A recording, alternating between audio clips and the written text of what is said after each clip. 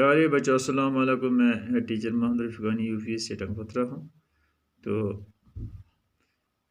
Class میرا ہے جو 4th پرائمری، سبجیکٹ ہے اردو، ٹاپک ہے راستے چلنے کے قاعدے۔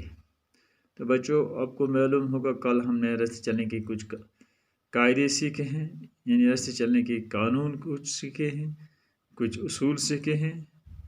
تو ہمیں اس سے آگے آج پڑھنا ہے، تو مجھے امید ہے کہ آپ غور سے سنیں گے۔ تو ان میں سے بڑا اصول یہ ہے کہ جب ہم چاہے پیدل کہیں جا رہے ہیں، چاہے تو پیدل آ رہے ہیں، یا سڑک پر یا گاڑی پر چل رہے ہیں، یا اسکوٹر پر یا بائک پر، تو ہمیں ہمیشہ کے لیے ایک خاص بات کو دھیان میں رکھنا ہے، وہ یہ ہے کہ ہمیں اپنے بائیں طرف ہر ہمیشہ چلنا ہوتا ہے۔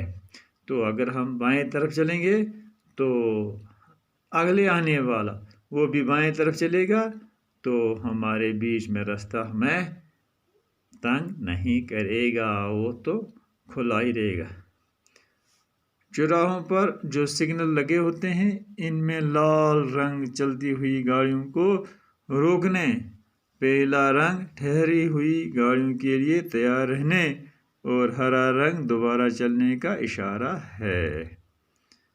کہیں کہیں سڑک پر سیاہ اور سفید خط کھینچے ہوئے ہوتے ہیں، اسے زیبرا کراسنگ کہتے ہیں۔ اس جگہ پر پیدل چلنے والوں کا سڑک پار کرنا مناسب ہے، لیکن سڑک پار کرتے ہوئے دائیں بائیں دیکھنا ضروری ہے۔ ایک ہی سڑک ہونے کی صورت میں سڑک کے بیچوں بیچ سفید لکیر کھینچی ہوئی ہوتی ہے۔